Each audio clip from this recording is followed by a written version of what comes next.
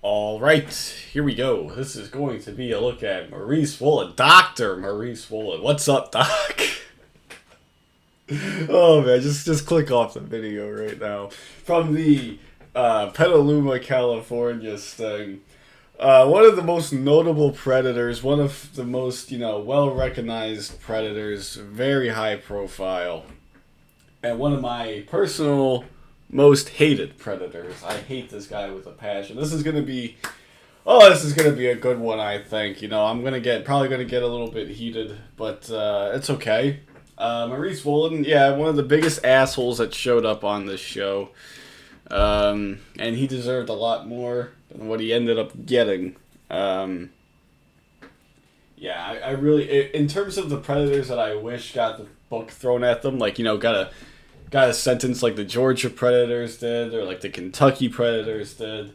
Maurice Wolin would probably be at the top of that list, or close to the top of that list. So let's just get into it here.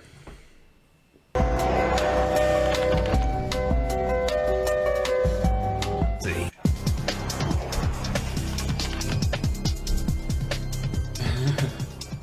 This guy's coming in. That could be the doctor. And just look at the way he walks, man. You can tell that this guy's a nerd, just by the way he walks. Not much confidence at all in that walk. It's just a very, that could be the doctor. Very lanky, walk. I don't know what it is. Like, that just seems very unnatural looking. I mean, it just seems like a very unnatural walk. Yeah, I'm not sure, though. That's kind of weird. Not the most confidence, given off right here. Just not good. Go to Mark 3. Come towards you. I love that right there. He takes one last look before he walks in. It's like, hey, he's got to make sure that nobody knows what's going on here. No neighbors or any passersby, who want to play a hero card or anything. He takes one last look in, and his life is going to change forever. I mean, you could have turned around, Maurice. You could have turned around, buddy, but no, you didn't. And he's like, oh, man, I wasn't going to do anything. But yeah, very, very sneaky right here is Maurice Wolin. He's a dickhead, a douchebag, all around. That last look in is kind of, representative. He knows that he has so much to lose if he gets caught. He knows that he has a lot to lose. But he's doing it anyway. Oh, Maurice, what are you doing, dude? Hey, you made it. Come on back. Thanks. How are you? Good, how are you? This man is 48 years old, married in a prominent San Francisco. And I like this decoy. I do like this decoy a lot, actually. I think she's probably she's probably towards the top of my decoy list. But one thing that's really unnatural here is that she asks him, oh, how was the drive? They ask that a lot, and that's because they're like adults, right? And they kind of know that, hey, if, that's kind of standard conversation to make, but no 13-year-old would really care about how bad the traffic was. That's just kind of what I was, what I would say anyway. I remember when I was a kid, I didn't really care about traffic or whatever, I had my music on in the back seat, jamming out. I couldn't care less if there was traffic, Why would I care? And I don't think a 13-year-old would care either, in this situation. But who knows? Who knows? Physician. It's hard to believe that someone of his stature would show up to meet a girl who said she was 13 and then follow her into the backyard where she invites him to go in her hot. Chris Hansen says, it's hard to believe, but is it really that hard to believe? I mean, from one thing that we've seen in the show, at this point in the show, we've already seen Rabbi David Kay, of course. He was probably the first memorable or most prominent man in society, in terms of his job and everything like that. But is it really that surprising to me? Is it really that surprising to see that somebody with a high stature is going to try to score with an underage person? I don't think it's that shocking, honestly. I understand that this is mainstream news and they want to go for the shock value. But if you just turn on the news, at least in the past few years, what some people do, man, in high status. I mean, not even to get into like a religious whole thing here, because it's not just them, but you know, you hear about so many Catholic priests, teachers, you know, and that's just the surface of it. That's just what gets, you know, caught, you know. It's not that shocking to me to see that this happened. I don't know. But yeah, he's a dickhead. Tub. Pour me And I love this right here. I do love it. a drink. I'm actually gonna put on my suit, so maybe we can get in the hot tub because it's all warm. He met the girl Oh, no, online what a 3 days tease. earlier. The girl was really a perverted justice See, they decoy. did that on purpose. They get you to watch the rest of the segment. That's very clever right there. Dateline NBC. Very clever right there. You know, they knew that he was going to spill the drink, but no, they're like, nope, we're not going to show it yet. Oh, man. Boy pretending to be 13. Using the screen name Tall Dreamy Dot, he lies and says he's 29. Very interesting also. No profile picture. On his chat log right here. No profile picture. He knew that, hey, he can't pull this off. He can't pull the whole 29 thing off. And this just kind of shows me, you know, the type of ego that Maurice Wolin has. You know, he's got a huge ego. He's very full of himself. And at the same time, he doesn't even have the confidence to put his real picture up there. Like, if you're going to talk a lot of shit, if you're going to say that you're call yourself a tall, dreamy doc, which, I mean, it might just be a bad picture, but I don't think this qualifies as a tall, dreamy doc. And if you're also going to pull off 29, going to try to pull off 29, you got to have something to back it up. And you can't just show up there, bald, clearly not 29, clearly not dreamy, dressing like a fucking with your polo shirt tucked in too high on your too high jeans. You can't do that, Maurice. Not gonna work. And so he's full of shit here. You know, if you're gonna have a huge ego, you have to back it up.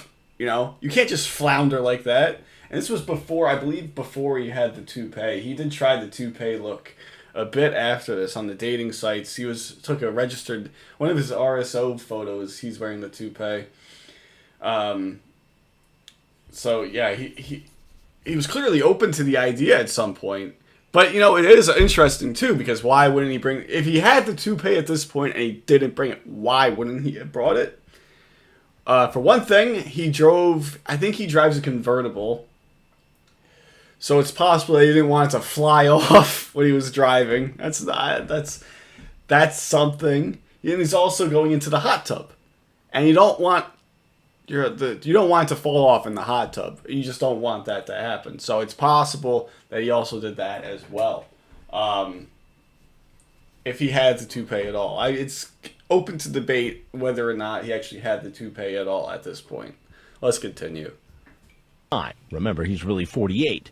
He asks the girl, what bra size do you wear? She says 30B, but it's kind of big on me right now. I'm still growing. He replies, I will kiss them.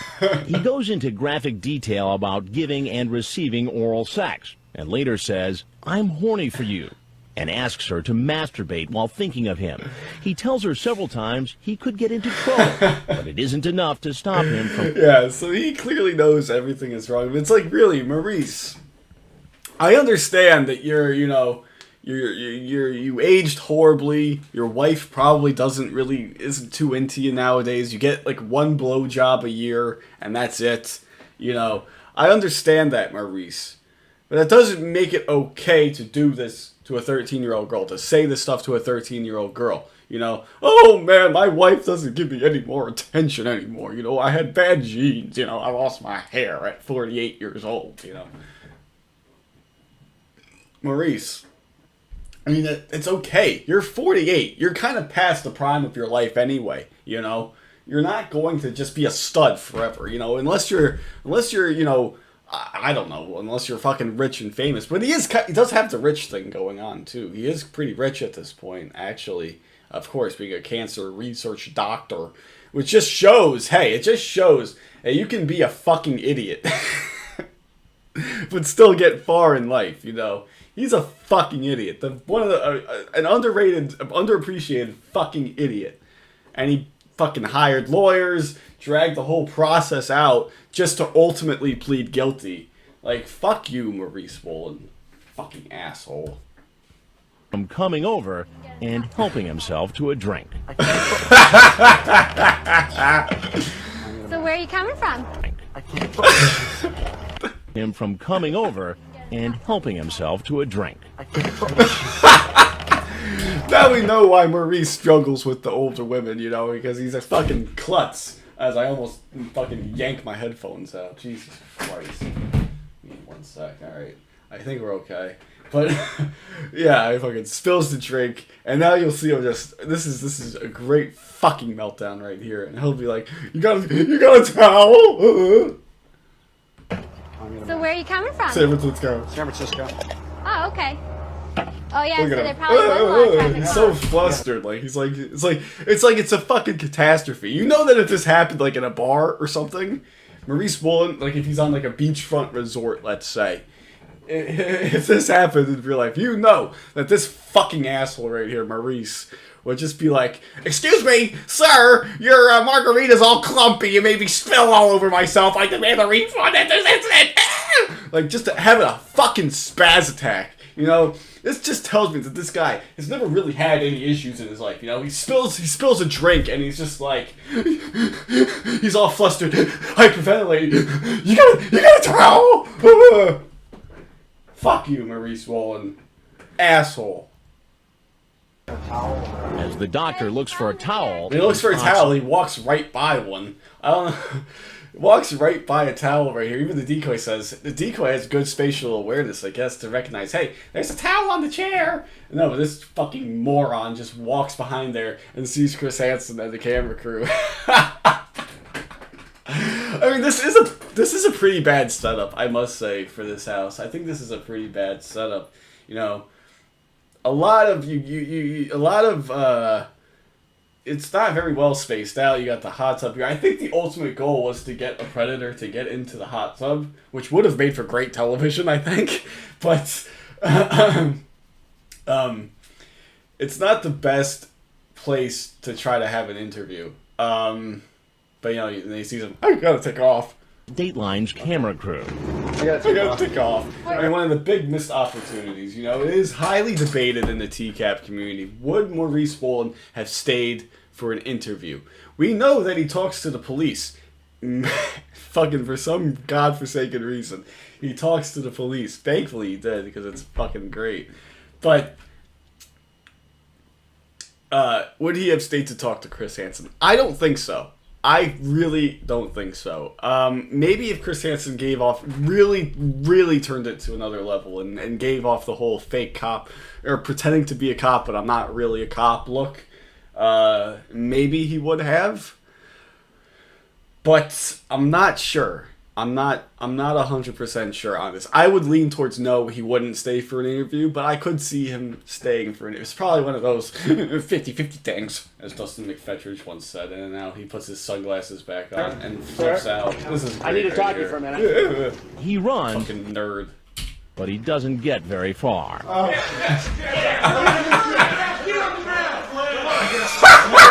wasn't gonna do it. Get on the ground. Get on the ground. Get his keys. I wasn't doing anything.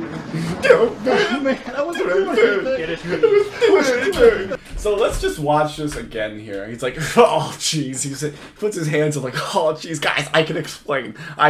But it doesn't matter when you got guns pulled on you, Maurice. It doesn't matter if you can explain. You know, when you have a gun drawn on you, you put your fucking hands up and you do this. And right here, really obnoxious also. Really obnoxious is the sunglass smash. Really fucking obnoxious, you know. Those were probably really expensive sunglasses. It's not even really about that, you know. But he has no respect for his possessions, you know. If this is any indication of how things go with his wife, with his children, fuck that, you know. He flips out, you know. He's breaking shit. Just because, hey, something's not going right. I gotta break something, you know. Oh, I can pay for it later, you know. That's not very nice, Maurice. You know, there are a lot of people that would have liked to have those sunglasses. And do you think, like, in the evidence room, for instance, they're like, damn it, man, we could have had sunglasses, dude. Nice designer sunglasses, but no, this cunt had to go. Oh, man, you know I'm pissed when that word comes out. But they're like, oh, if this jackass didn't, if he didn't smash his sunglasses, one of us could have gotten some free sunglasses out of it, you know? But it's really obnoxious, too, because if this guy wasn't a high-standing member of society, he would have gotten tackled for doing that. You know that, right? He's a skinny white dude. I mean, they're not going to give him any trouble for doing that, you know? But if it was like a big fat dude, perhaps someone of a different race, for instance, maybe they would have tackled the guy, maybe stun gunned the guy. Yeah, it kind of shows the a whole different issue in its own. But yeah, really obnoxious, the smashing of the glasses, and but it is a great meltdown. I will say it is a pretty great meltdown. On the ground. I wasn't gonna do it. On the ground. Get on the ground. On the ground. Get his keys. Get his I wasn't keys. doing anything. Oh man. Again, right here, he's got the fucking cell phone on the belt. I don't know why that was ever a fucking look. It's horrible. You know, you're so important. We get it, Maurice. You're so fucking important that you need to keep your cell phone on your belt for easy access, you know? It's not like when it's in the pocket, you know, it's that much more inconvenient, you know? I don't know why that was ever a fucking look. It makes no sense. Maurice is not handling things pretty well here. Get his keys. And like all the other men caught in this investigation from you... Wasn't doing anything. You are a horrible, horrible person, Maurice. You are only crying because you got caught. You knew everything. You knew what you were doing. You knew all the risks. You knew everything. You said, oh, what size bra are you? Oh, kind of big on me. I'm still growing. I will kiss them, you know. You're a horrible person, Maurice. Horrible. Look at all this right here. You did all of this. It's not anyone's fault but your own, you know? I wasn't doing anything. Look at this dork. Car salesman to engineers to Marines, he goes through the same procedure. First stop, the booking station.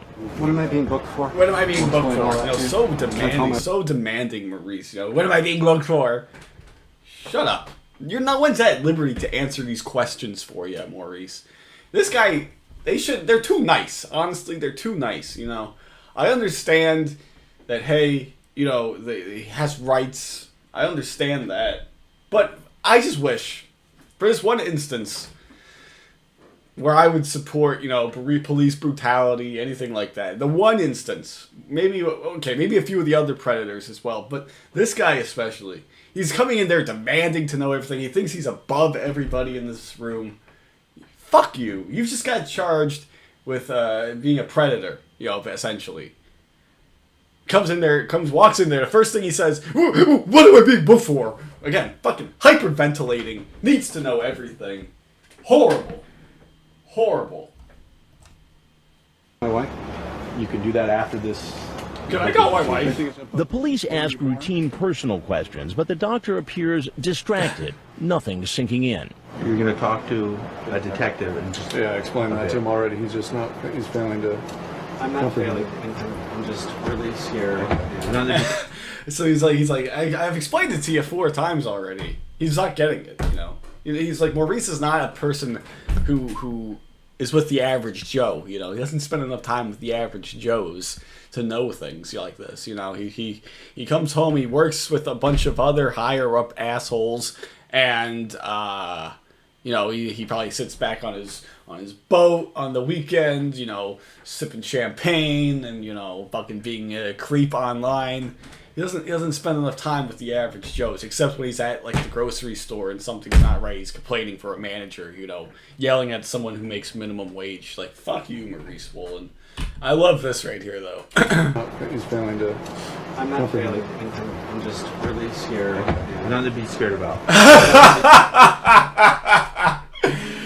nothing to be scared of. That is a fucking great line. You know, I think the cop is just kind of having some fun with it right there. You know, nothing to be scared of. And even Maurice realizes that it's bullshit too. He comes back and says, "Nothing to be scared of." You scared about? No. I'm somebody who has never done anything in my life. You got a traffic ticket, and you wouldn't be scared? You're in some trouble. Look at how ugly this guy looks, man. Oh, he is not looking good. Not tall, not a dreamy doc by any means, but yeah, he's like, again, he's trying to pull the, you know, I haven't done anything wrong in my life, you know, I'm an upstanding citizen, you just let me go. Like, that's kind of like what Alan Chornay says, you know, he kind of said the same thing, although not really. He said, like, I've been married 34 years, that's why I'm asking if I can be given any type of break, you know. It's not how it works. It's not how it works. These idiots, man. Yeah, I feel like I'm in big trouble, and I feel like I made maybe a mistake, but I didn't do anything. He's Dr. Maurice Wolin, head of clinical research and medical affairs for a pharmaceutical company, and he's not happy about seeing our cameras. I'm here in handcuffs. I have pictures being taken of me left and right. I don't know what I'm being accused of. He's then taken in for questioning by Detective Steve Nelson of the Petaluma Police Department. The first thing I'm going to do is explain to you your Miranda rights, okay? Okay. It's like he's like, oh man, you really have to go through this formality. I'm telling you, I'm innocent, you know? You got that look on his face. Fucking asshole. Fucking asshole. Remain silent. At first, the doctor agrees to talk. So, I'd like to talk about what happened today, okay? But he quickly changes his mind. What screen name do you use? I really need to have an attorney. I think it's because he's embarrassed to say it. He knows that, you know, he's gonna get judged once he says that. Hey, tall, dreamy doc. He's gonna get judged for it.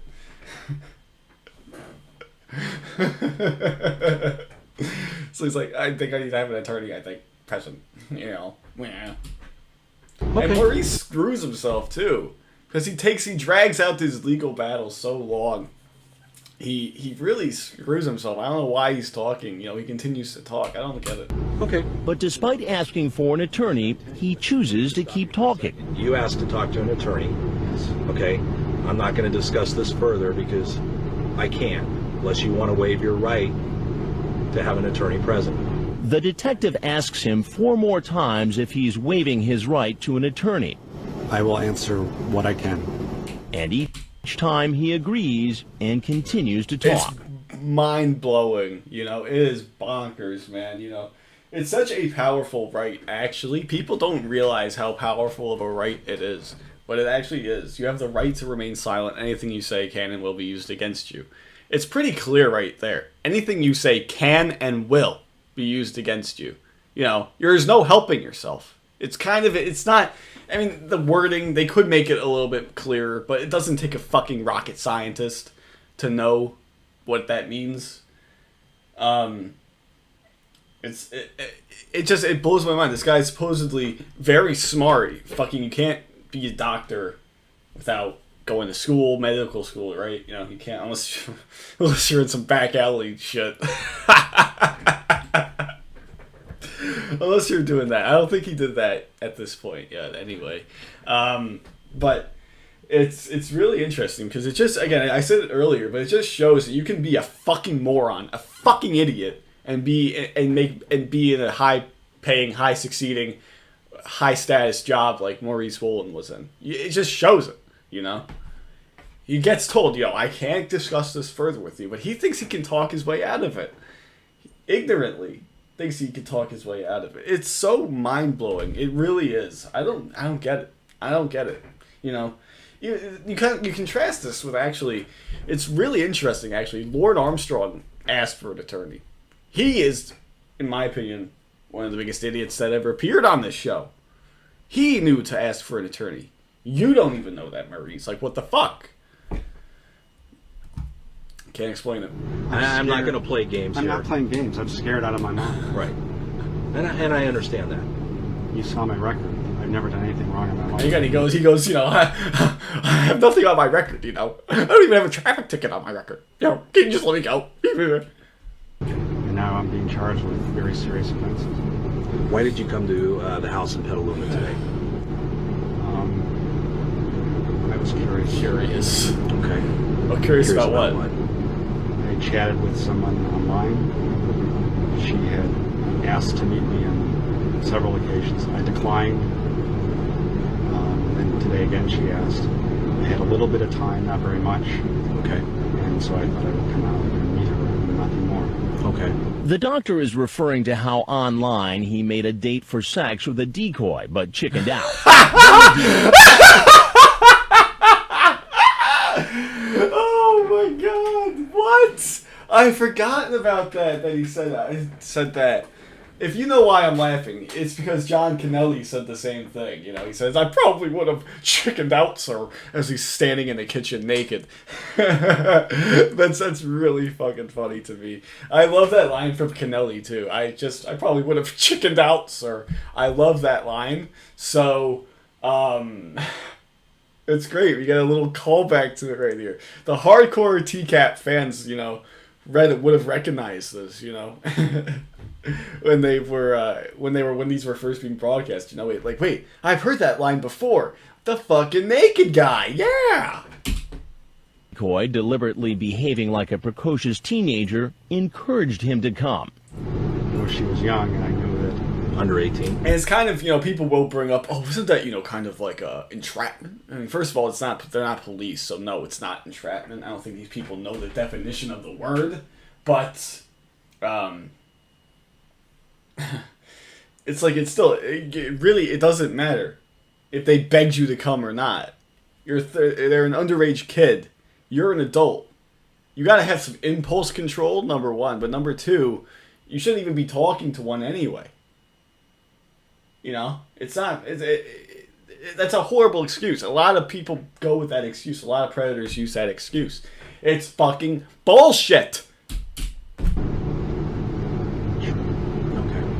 Did you talk to her about touching and kissing and making each other feel good? I remember she saying that she had trouble finding somebody to make her feel good. Okay. I was playing with her. In fact, what he said online was, I work hard to make the girl feel good. I wouldn't stop until you blank over and over. And then you told her, no, I'm real, but you're under 18 and I'm over. We would have to be so careful. I don't remember saying that, but I told her that she needed to. I was concerned about her. She needed to be careful. Okay. The only reason I came today, I was curious, but I wasn't going to do anything. I'm just curious, you know. Again, Dan Allen, another greatest hits line right there. Maurice Wolin pulling out some fucking bangers here, you know. I probably would have chickened out. I'm just curious. You know, what else are you going to pull out of your bag of tropes here, Mo? If you read that, you can tell that over and over again I said that both I shouldn't come, she should be careful. You're talking about that you want her to take your pants off. You can take mine off if you want. And he hates having hates having it read back to him. He hates it, man. He's like, damn it, what did I go and say that for? You know, he can't control himself, and now too bad he's shackled, or not shackled, but his hands are tied. Not gonna be able to do anything about it, Mo. And even if he did try to like do something about it, he'd just get fucking tased and fucking maybe shot. I don't know, but yeah, it wouldn't go well for you. Fucking Mo. You want to do it? I wasn't going to do anything. I wasn't going to do anything. That was not appropriate. Officer Nelson, I shouldn't have talked to her. Right. I wasn't going to do anything. So you drove 40 minutes from Piedmont to meet a 13-year-old. I didn't know she was 13. I didn't know she was 13. Oh man, what an asshole. Really obnoxious. Didn't know she was 13. You are an asshole. You know that she was 13. You asked her, oh, why did you say we have to be careful? Why did she say right here, I'm almost 14? You know, why did she say that, you know? Why did you say we have to be careful? Why did she say, hey, I'm pretty young, you know? Why did she say, hey, I live with my parents, you know? Oh, Jesus Christ. You know, do you date older guys? You know, why did you say that? Really fucking obnoxious here. Really obnoxious when they pull that out, too. Maurice Wolin does so many things that are obnoxious. That nothing would have happened. And you expect me to believe that? After you talk about having different sexual acts with her? She begged me to come. And I know that doesn't make it right, but... All right, the time's approximately 14:38. I'm going to conclude the interview. Can I call my mom? I'll walk you over to the trailer. No. Once he's taken out of the And this is a interrogation, whole new can of worms here in its own, you know, Maurice Wolin's wife. You can look this up for yourself. You can research it yourself. There's a ton of information out there on it. I recommend going to the Temple of TCAP, personally. I'm 30 minutes in here, so I'm not going to give the whole fucking story about it. But yeah, they split up, and then they got back together to stay with the kids, for the kids' sake, you know. This woman is fine with marrying or staying married to a registered sex offender, embarrassed himself on TV in front of millions of people, made himself look like a complete asshole in the process, and stayed with them. That's unfortunate, you know. And she's a doctor in her own right too. She's a pediatrician. It's not like she was married to him for his money, you know. That's not why. It doesn't make any sense to me. I can't understand it. I can't understand it. And, you know, there is a whole other, so much to go about, you know, talk about Maurice Wolin that I'm not even going to get into, really. But apparently when his daughters were in college, they got mocked a little bit about this, you know. Oh, I saw your father on To Catch a Predator, you know. Ooh, it's not so great, but, yeah, there's a whole other, you know, there's more to Maurice Wolin than just what's on TCAP here, you know. You can find it too, you know. I can if you ask me for it, I can dig up some links for you guys. Yeah, there's a whole lot about Maurice Wolin here. interrogation room, an officer dials the doctor's wife and hands him the One phone. of the great unsolved mysteries in TCAP. The other end of this phone call. I would love to know what was going on the other end of this phone call. What Mrs. Wolin's response to this whole predicament was, you know, but this whole phone call. It would be fucking incredible to know that. You know, time machine, time travel. I've brought it up so many times. Yeah, this one would be probably pretty high up on my list of TCAP things to go back to. What was Dr. Wolin's wife's saying on the other end of this phone call? What happened when she got there? You know, what happened? All of that. What the ride home was like too. Oh no. You know that ride home was just like Maurice Wolin's wife was just like, when I get home, I am going to slap the shit out of you, you know. You are sleeping on the couch tonight, young man, you know.